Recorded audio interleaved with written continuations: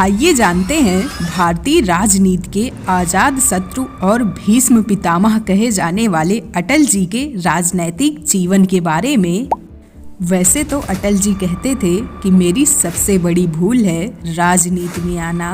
जिस राजनैतिक दल से मैं संबंध रखता हूँ वो अभी अनेक बुराइयों से दूर है, लेकिन इसमें भी ऐसे लोगों की संख्या बढ़ रही है जो दूसरों की आलोचना में रस लेते हैं। अटल जी राजनीति के प्रति बहुत सकारात्मक विचार नहीं रखते थे, ऐसा इनकी बातों से साफ पता चलता है।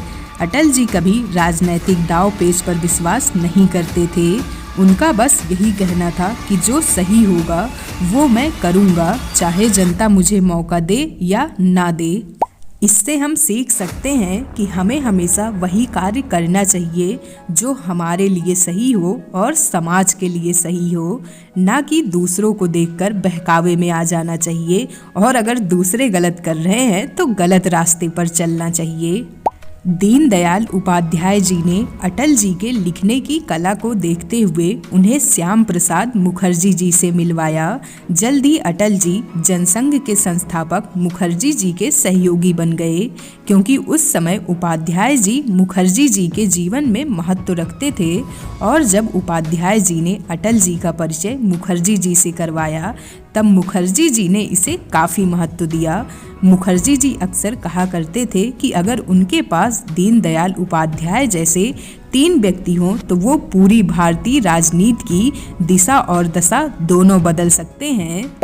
उस समय लाल कृष्ण आडवाणी भी जनसंघ की योजना से काम कर रहे थे। इन्होंने अपनी book my country my life में अटल जी से पहली मुलाकात के बारे में लिखा है कि अटल बिहारी एक दुबले पतले जोश से भरे आदर्शवादी युवा थे, जिसमें एक कवि झलकता था जो राजनीति में आने के कारण भटक गया था और इन्हें देखकर लगता था कि इनके अंदर कुछ सुलगता हुआ नजर आता था।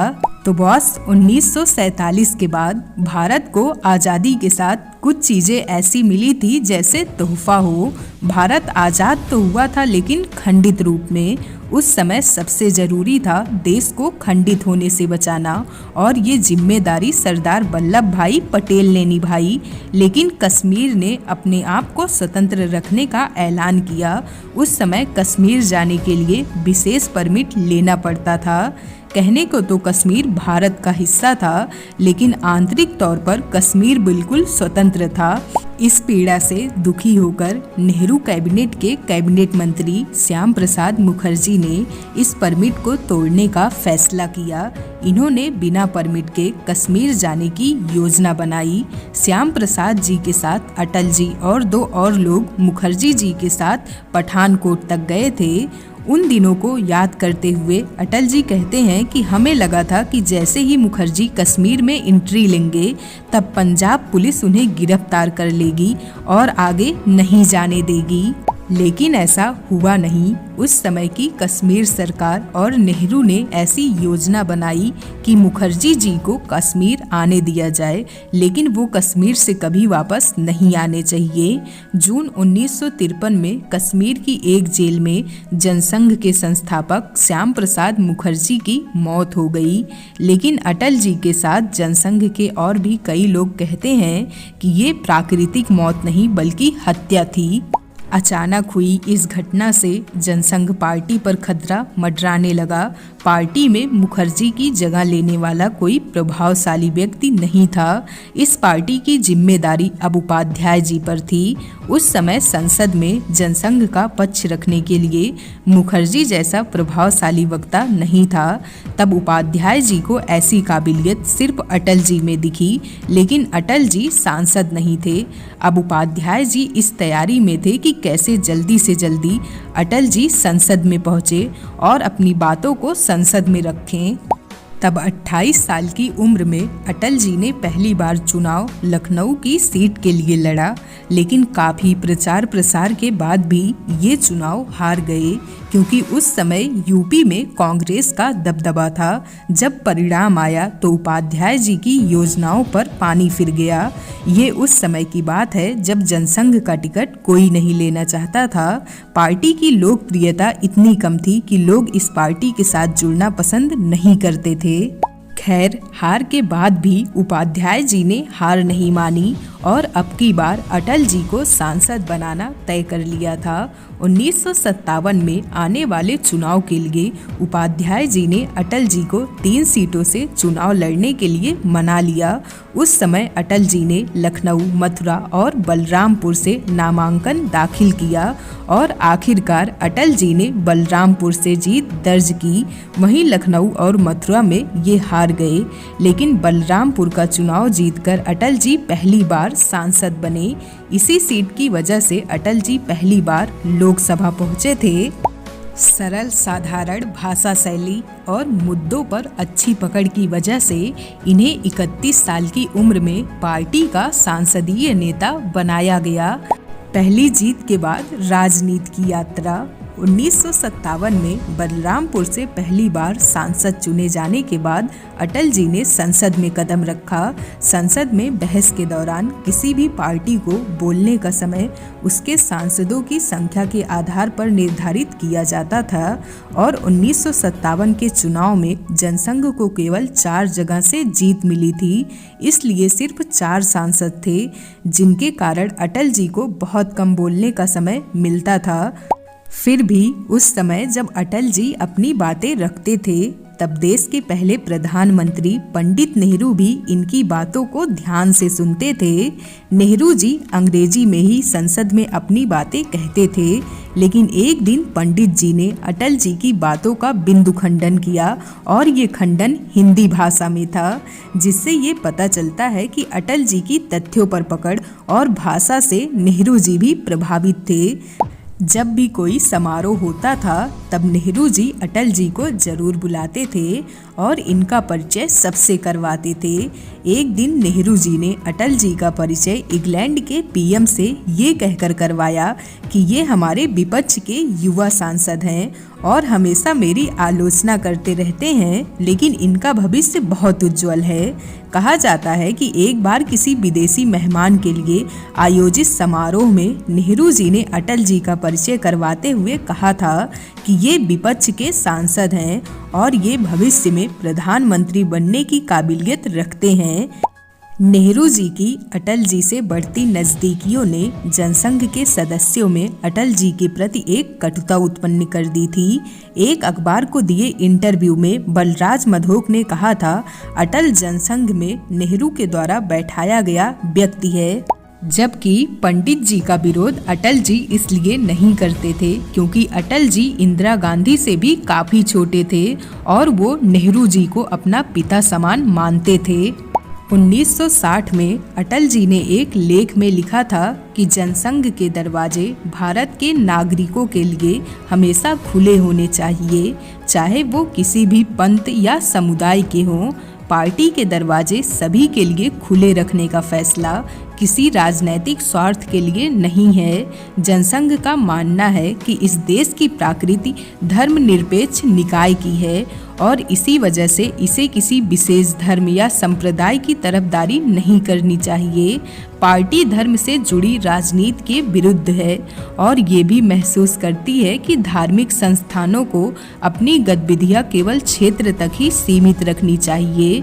राजनीति को धर्म से जोड़ने के कारण हुए देश के बंटवारे से हम पहले से ही भयंकर अनुभव को झेल चुके हैं। अटल जी द्वारा कही गई ये बातें शायद आज भी भारत के हर एक नागरिक को सुननी चाहिए। 1961 के हुए चुनाव में अटल जी अपनी सीट बलरामपुर से कांग्रेस प्रत्याशी सुभद्रा जोशी से हार गए। ये हार जनसंघ के लिए झटके जैसे थी। बताया जाता है कि अटल जी की हार के पीछे नेहरू जी का ही हाथ था। भले ही इन्होंने बलरामपुर में एक भी रैली ना की हो, ना ही बलरामपुर गए थे। जब इन्हें बलरामपुर में प्रचार के लिए बुलाया गया तब नेहरू जी ने अटल जी के विरुद्ध प्रचार करने से मना कर दिया। लेकिन नेहरू जी ने फिल्म जगत के प्रसिद्ध डायरेक्टर बलराज साहनी को बलरामपुर के प्रचार के लिए बुला लिया था। उस समय पहली बार फिल्म जगत के व्यक्ति ने किसी नेता के लिए भीड़ जुटाने का काम किया था। लेकिन भले ही अटल जी हार गए हों, दीनदयाल उपाध्याय जी अटल जी को संसद भेजना चाहते थे। इसीलिए उन्होंने 1962 में हुए राज्यसभा चुनाव में अटल जी को जीत दिलाकर राज्यसभा भेज दिया। इस पद पर अटल जी ने 6 साल 1968 तक काम किया। 1965 में अटल जी ने पहली बार अपनी विदेश यात्रा की। इस यात्रा में अटल जी पूर्वी अफ्रीका के अनेक देशों की यात्रा पर गए थे। 1960 के दशक का दौर कांग्रेस के लिए अच्छा नहीं रहा। 1962 में चीन से हार के कारण लोगों में कांग्रेस के खिलाफ नाराजगी थी। 1964 में कांग्रेस के बड़े नेता पंडित जवाहरलाल नेहरू का निधन हो गया।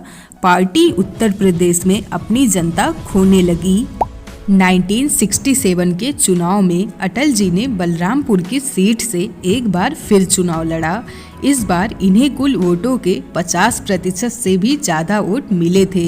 एक बार फिर से अटल जी को संसद में जाने का मौका मिला और इन्होंने राज्यसभा पद से इस्तीफा दे दिया। इस समय बलराम मधोक जनसंघ पार्टी के अध्यक्ष थे। ये काफ़ी अच्छे संगठनकर्ता थे, लेकिन इनके गर्म मिजाज स्वभाव के कारण लोग इनसे दूर रहते थे। कांग्रेस 17 साल के शासन के बाद सत्ता से बाहर थी। कांग्रेस से नाराजगी के चलते अलग अलग हुए नेताओं में संयुक्त विधायक दल नाम से एक गठबंधन तैयार किया गया था और सत्ता इस गठबंधन के हाथ में थी। उस समय भले ही दीनदयाल उपाध्याय और डॉक्टर राम मनोहर लोहिया के अच्छे व्यवहारिक संबंध की वजह से जनसंघ इस गठबंधन का हिस्सा था, लेकिन जनसंघ की राष्ट्रीय विचारधारा और आरएसएस से जुड़े होने के कारण सभी जनसंघ को संदेह की नज़र से देखते थे। सबको लगता था कि अगर ये गठबंधन टूटेगा तो जनसंघ की वजह से ही टूटेगा, क्योंकि अनेक राष्ट्रीय मुद्दों पर ये सभी एक दूसरे से विपरीत थे। बलराम मधोक को 1967 के आखिरी समय में अध्यक्ष पद से हटा दिया जाता है कुछ कारणों के कारण, और दीनदयाल उपाध्याय जी को जनसंघ का नया अध्यक्ष बनाया गया। लेकिन 1968 में रात के समय ट्रेन में यात्रा करते समय मुगल सराय के निकट उपाध्याय जी की रहस्यमयी तरीके से मृत्यु हो गई। इनका शव मुगल सराय स्टेशन के करीब पटरी पर पाया गया। एक बार फिर जनसंघ ने अपना सबसे प्रभावशाली व्यक्ति खो दिया। जनसंघ का नेतृत्व दीनदयाल उपाध्याय जी के बाद अटल जी को जनसंघ का अध्यक्ष बनाया गया। अटल जी ने अध्यक्ष बनते ही सबसे पहले अपनी एक टीम बनाई, जिसमें लाल कृष्ण आडवाणी, नानाजी देशमुख, सुंदर सिंह भंडारी, जगन्नाथ राव और कुशाभाऊ ठाकरे शामिल थे। जहां अटल जी पार्टी मजबूत कर रहे थे, वहीं नेहरू जी के मौत के बाद इंदिरा गांधी ने कांग्रेस पर कंट्रोल कर लिया। कांग्रेस अपनी प्रतिष्ठा खोती जा रही थी। इसी समय पाकिस्तान के साथ युद्ध शुरू हो गया और इंदिरा गांधी की लीडरशिप ने पाकिस्तान के 2 टुकड़े कर दिए और विश्व में एक नए देश बांग्लादेश का जन्म हुआ। अटल जी ने भी इंदिरा गांधी की तुलना उस समय दुर्गा से कर दी थी, भले ही वो विपक्ष के नेता थे। इससे हम सीख सकते हैं कि अगर कोई भी अच्छा करे तो हमें उसकी तारीफ करनी चाहिए, भले ही वो हमारा दुश्मन क्यों ना हो। लेकिन इनकी प्रसिद्धि ज़्यादा दिन तक नहीं चलती। 1973 में पूरी दुनिया में तेल पूर्ति करने वाली ओपेक्स ने तेल के दाम बढ़ा दिए, जिससे महंगाई आसमान छूने लगी। आम आदमी का जीवन मुश्किल हो गया था। ऐसे समय में कई सारे नेता मंत्री करप्शन लिप्त पाए गए। सभी ने यही कहा कि वो सब इंदिरा गांधी के लिए पैसा जुटा रहे थे। अटल जी ने जिस इंदिरा को दुर्गा कहा था, अब उनकी साख मिट्टी में मिल गई। इंदिरा गांधी अपने पावर का इस्तेमाल ज़्यादा करने लगी थी। इसी कारण से अटल जी से उनकी बार बार बहस होती रहती थी। ऐसे ही एक दिन जनसंघ ने भारतीयकरण की अवधारणा पेश की, तब इंदिरा गांधी भड़क गईं और उन्होंने कहा कि वो जनसंघ जैसे संगठनों से 5 मिनट में निपट सकती हैं। इस पर अटल जी ने कहा, पीएम कहती हैं कि वो जनसंघ से 5 मिनट में निपट लेंगी। बताइए कोई लोकतांत्रिक पीएम इस तरह से बात कर सकता है? मैं कहता हूँ कि 5 मिनट में आप अपने बालों से नहीं निपट सकती, हमसे क्या निपटेंगी। जब नेहरू जी गुस्से में होते थे तब वो अच्छा भाषण तो देते थे, हम उन्हें चिढ़ाते थे, लेकिन इंदिरा के साथ हम ऐसा नहीं कर सकते। ये अपने आप ही गुस्सा हो जाती हैं। अटल जी आगे कहते हैं, इंदिरा गांधी ने भारतीयकरण को ठीक से समझा नहीं है। भारतीयकरण केवल मुसलमानों से जुड़ा नहीं है, इसमें देश के 52 करोड़ लोग शामिल हैं। भारतीयकरण एक नारा नहीं है बल्कि राष्ट्र जागरण का एक मंत्र है। लेकिन आज धर्मनिरपेक्षता का मतलब गैर हिंदू हो गया है। गुट निरपेक्षता की तरह सरकार की धर्मनिरपेक्षता पर भी सवाल हैं। मुझे अपने हिंदुत्व पर गर्व है, लेकिन इसका मतलब ये नहीं है कि मैं मुसलमान विरोधी हूँ। अटल जी लगातार इंदिरा गांधी से टकराते रहते थे और तर्क सहित उनका जवाब भी देते थे। लगातार बदलती देश की स्थिति और तानाशाह होती इंदिरा गांधी के कारण 12 जून 1975 के दिन देश में काले अध्याय की शुरुआत का दिन माना जाता है। जब इलाहाबाद हाई कोर्ट के जज जस्टिस जगमोहन लाल सिन्हा ने इंदिरा गांधी को रायबरेली में हुए चुनाव का दोषी पाया, सिन्हा जी ने अपना फैसला सुनाते हुए इंदिरा गांधी की जीत को रद्द कर दिया और 6 साल तक इंदिरा गांधी के चुनाव लड़ने पर रोक लगा दी। जज के इस फैसले से बौखलाकर इंदिरा गांधी ने 26 जून 1975 को अपनी शक्तियों का प्रयोग करते हुए देश में इमरजेंसी लगा दी। सभी सरकारें रद्द कर दी गई, मीडिया पर पाबंदी लगा दी गई और विपक्ष के नेताओं को जेल में डाल दिया गया। इस दिन अटल और आडवाणी जी बेंगलोर में थे। दोनों में विचार करने के बाद मीडिया के सामने अपनी गिरफ्तारी दी और दोनों को बेंगलुरु सेंट्रल जेल में डाल दिया गया। अटल और आडवाणी जी के साथ 2 सांसद और इनके जेल के कमरे में थे। यहाँ खाना बनाने की जिम्मेदारी अटल जी ने संभाली। अटल जी को खाना बनाना पसंद था और ये बहुत अच्छा खाना बनाते थे। कुछ समय बाद अटल जी तेज पीठ दर्द और पेट दर्द से पीड़ित हो गए। उन्हें बेंगलोर के हॉस्पिटल में भर्ती करवाया गया। अटल और आडवाणी जी ने अपने वकील की सलाह पर बंदी प्रत्यक्षीकरण की याचिका दायर की और सरकार ने इसे मंजूर भी कर दिया। सरकार ने दोनों नेताओं से नज़रबंदी हटा ली, लेकिन कुछ ही घंटों बाद होम मिनिस्ट्री सचिव के नाम से एक आदेश जारी किया गया। दोनों नेताओं को फिर से नजरबंद कर दिया गया। अटल जी दर्द से परेशान थे, इसीलिए उन्हें दिल्ली के उनके ही घर में नजरबंद कर दिया गया, लेकिन इससे भी इनके स्वास्थ्य में सुधार नहीं आया। तब इन्हें दिल्ली के एम्स में भर्ती करवाया गया। एम्स के डॉक्टर अटल जी से प्रभावित थे, इसलिए डॉक्टर ने मिलकर तय किया कि वो अब अटल जी को जेल नहीं जाने देंगे, इसीलिए वो अटल जी को डिस्चार्ज नहीं करेंगे। इसके बाद का समय अटल जी ने एम्स में ही काटा। इंदिरा गांधी के पास बेहिसाब ताकत आ जाने के कारण इन्होंने हर चीज़ पर पाबंदी लगा दी। जनता के मौलिक अधिकारों की कोई कीमत नहीं रही। इंदिरा गांधी ने 1976 में होने वाले चुनाव को 1 साल के लिए आगे खिसका दिया। खुफिया विभाग की रिपोर्ट ने इंदिरा गांधी को बताया कि अगर अभी चुनाव होते हैं तो आप फिर से इस देश में सरकार बनाएंगी। ये जानने के बाद इंदिरा जी खुश होकर 1977 के तीसरे सप्ताह में घोषणा करती हैं, देश में जल्द ही चुनाव कराए जाएंगे। सभी नेता जेल से रिहा हो जाते हैं। जयप्रकाश नारायण के लीडरशिप में विपक्षी दलों और नेताओं में जनता पार्टी के नाम से नए संगठन का गठन हुआ और फैसला हुआ कि इंदिरा जी को सत्ता से बाहर का रास्ता दिखाएंगे। विपक्षी दलों ने दिल्ली के रामलीला मैदान में एक रैली करने का फैसला लिया, लेकिन सभी को आशंका थी कि रैली में कम लोग ही आ पाएंगे, लेकिन लाखों की संख्या में लोग उस रैली में पहुंचे थे। ठंडी के दिन थे, सूरज ढल चुका था। अटल जी को सुनने के लिए लोग डटे रहे। जैसे ही अटल जी बोलने के लिए खड़े हुए, वैसे ही इंदिरा गांधी मुर्दाबाद, अटल बिहारी जिंदाबाद के नारे गूंजने लगे। देश में चुनाव हुए और जनता पार्टी को 295 सीटें मिली। इसमें 93 सांसद जनसंघ से थे। अटल जी ने नई दिल्ली से चुनाव लड़ा और जीत दर्ज की। इंदिरा गांधी सत्ता से बाहर हुई। देश में एक बार फिर लोकतंत्र आया।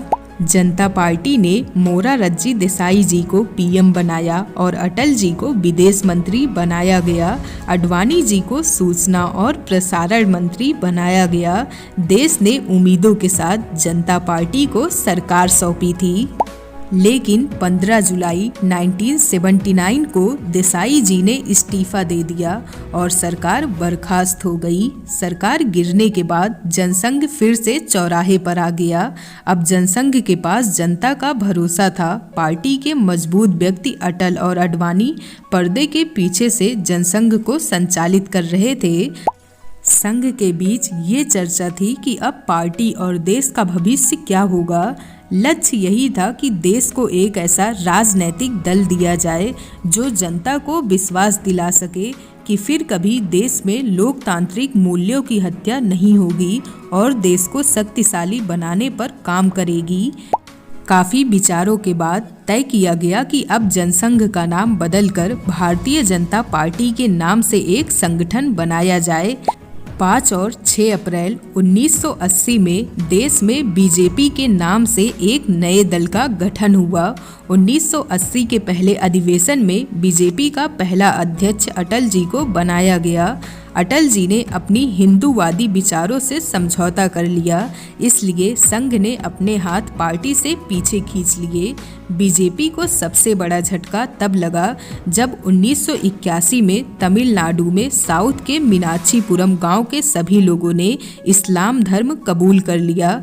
इस बात पर संघ बीजेपी से काफ़ी नाराज हो गया। संघ ने अपने संगठन विश्व हिंदू परिषद को काम पर लगा दिया। अटल जी ने किसी तरह संघ को मनाया और महसूस किया कि अकेले ही बीजेपी इंदिरा गांधी से मुकाबला नहीं कर पाएगी।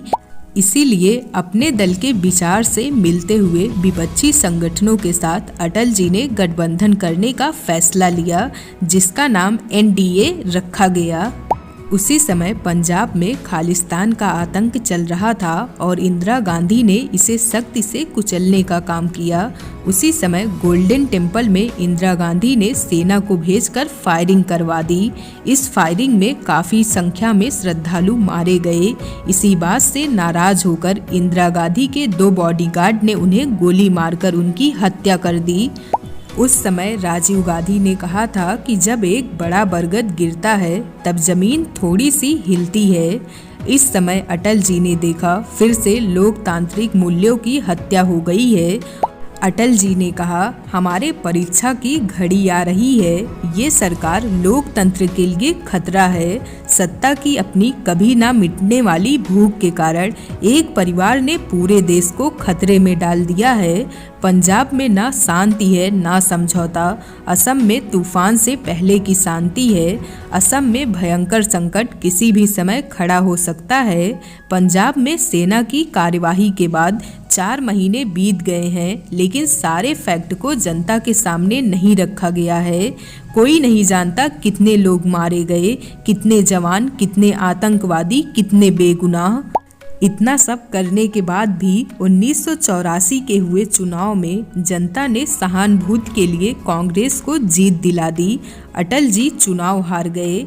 अटल जी ने अध्यक्ष पद से इस्तीफा दे दिया और आडवाणी जी को अध्यक्ष बनाया गया। 1989 में बीजेपी ने अपने राष्ट्रीय बैठक में राम जन्मभूमि को अपना एजेंडा बना लिया। 1989 के हुए चुनाव में बीजेपी को 85 सीटें मिली और बीजेपी ने बीपी सिंह की सरकार को सहयोग दिया। अब बीजेपी अनेक राज्यों में सरकार चला रही थी, जिसमें यूपी भी एक था, लेकिन बीजेपी देश की सत्ता में आना चाहती थी और संघ को मंदिर चाहिए था। तब आडवाणी जी ने रथ यात्रा की घोषणा की। इस यात्रा की शुरुआत 25 सितंबर को सोमनाथ मंदिर से हुई और समापन 30 अक्टूबर को अयोध्या में होना तय हुआ। 30 अक्टूबर को यात्रा तो अयोध्या नहीं पहुंची, लेकिन तब तक उस समय यात्रा ने राम और हिंदुओं की पार्टी के रूप में पूरे देश में बड़ा जनाधार ले लिया था। 6 दिसंबर 1992 को भारत के इतिहास पर लगता है एक काला धब्बा। बाबरी मस्जिद के ढांचे को गिरा दिया गया। इसके बाद केंद्र सरकार ने देश के अनेक राज्यों में चलने वाली बीजेपी सरकार को निरस्त कर दिया। 1995 में बीजेपी ने घोषणा की कि इस बार का चुनाव अटल जी के लीडरशिप में लड़ा जाएगा। अटल जी को पीएम के दावेदार के रूप में पेश किया गया। चुनाव में बीजेपी को 161 सीटें मिली और बीजेपी सबसे बड़ी पार्टी के रूप में सामने आई। 16 मई 1996 को बीजेपी के पहले और देश के पहले गैर कांग्रेसी पीएम के रूप में अटल जी ने शपथ ग्रहण की। लेकिन ये सरकार 13 दिन के बाद ही गिर गई क्योंकि लेफ्ट और कांग्रेस ने गठबंधन कर लिया था। लेकिन कांग्रेस और लेफ्ट का गठबंधन भी ज़्यादा दिन नहीं चला और 1997 में सरकार फिर से गिर गई। 1998 में चुनाव हुए। बीजेपी एक बार फिर से बड़ी पार्टी बनकर सामने आई। भारतीय जनता पार्टी के 182 सांसद चुनकर संसद पहुंचे। इस बार अटल जी ने फिर से गठबंधन करके सरकार बनाई, लेकिन ये सरकार 13 महीने ही चल पाई। ये सरकार सिर्फ एक वोट से गिर गई। बीजेपी से जयललिता की पार्टी ने समर्थन वापस ले लिया था। कहते हैं इससे अटल जी इतने दुखी हुए थे कि वो अपने कमरे में रोने लगे थे। इसी 13 महीने की सरकार में अटल जी ने बिना डरे 5 परमाणु परीक्षण किए और देश को परमाणु शक्ति संपन्न देश बनाया। इसी सरकार में अटल जी ने पाकिस्तान के साथ संबंध सुधारने के लिए बस सेवा शुरू की थी। अटल जी का स्वागत लाहौर के किले में किया गया। यहाँ अटल जी ने शानदार भाषण दिया, जिसे सुनकर पाकिस्तान के प्रधानमंत्री ने कहा था कि अटल जी ऐसे नेता हैं जो पाकिस्तान में भी चुनाव जीत सकते हैं। इसके बाद हुए चुनाव के बाद अटल जी की सरकार पूरे 5 साल चली, लेकिन इस सरकार में अटल जी और देश को कई सारे झटके सहने पड़े। पहला झटका तब लगा जब पाकिस्तान ने कारगिल में घुसपैठ कर दी, जिसका नतीजा दोनों देशों के बीच युद्ध के रूप में दिखा। भारतीय सेनाओं ने अपने बल पर पाकिस्तानी सेनाओं को धूल चटा दी। इसी वजह से पाकिस्तान के आतंकियों ने 24 दिसंबर 1999 में भारतीय प्लेन को हाईजैक कर लिया और आतंकियों के आगे अटल सरकार को झुकना पड़ा, क्योंकि जब तक इस घटना की जानकारी अटल तक पहुंचती है तब तक 1 घंटे 45 मिनट का समय बीत चुका था। साल 2001 में भारत की संसद पर हमला हुआ और इस हमले ने एक बार फिर से अटल जी के पाकिस्तान के साथ संबंध सुधारने के प्रयासों को बड़ा झटका दिया। अटल जी के सरकार में देश में महंगाई काफी कम थी, अर्थव्यवस्था आसमान छू रही थी, देश ने हर क्षेत्र में उन्नति की थी। सरकार के काम से जनता संतुष्ट और खुश थी। वैसे तो अटल जी अविवाहित थे, लेकिन अटल जी की एक प्रेम कहानी भी थी। अगर आप उस कहानी को जानना चाहते हैं तो हमें कमेंट में ज़रूर बताइएगा। अब आइए जानते हैं इनके जीवन के आखिरी पड़ाव के बारे में। साल 2004 के चुनाव में अटल जी को हरा दिया गया और 2005 में अटल जी ने राजनीति से संन्यास लेने की घोषणा कर दी। अटल जी ने हर वो अच्छा काम किया जिसकी जनता हकदार थी और जिससे देश मजबूत बनता, लेकिन इस सभी के बावजूद भी जनता ने इन्हें बाहर का रास्ता दिखा दिया। राजनीति से विदा लेने के बाद अटल जी को कई बीमारियों ने घेर लिया। इन्हें अल्जाइमर हो गया। 2009 में इनके सीने में संक्रमण हुआ और इन्हें एम्स में भर्ती करवाया गया, जहां इन्हें लकवा मार गया। इसके बाद अटल जी सिर्फ व्हील चेयर पर रहने लगे। नरेंद्र मोदी की सरकार ने इन्हें भारत रत्न से सम्मानित किया।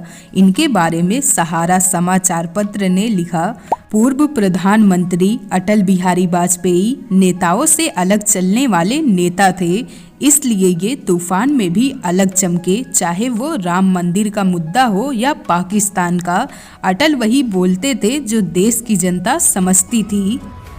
संघ से कभी दबे नहीं, पार्टी में कभी झुके नहीं, अमेरिका हो या रसिया किसी से भी डरे नहीं, सबको साथ लेकर चलने की कोशिश की, भारतीय राजनीति के इतिहास पुरुष बन गए, राम से आदर्श, कृष्ण से सम्मोहन, चाणक्य से चतुराई, बुद्ध से गंभीरता और विवेकानंद से ओजस्वीयता सीखकर जीवन में लागू करने वाले अटल जी ऐसे नेता रहे जिनसे पार्टी चला करती थी।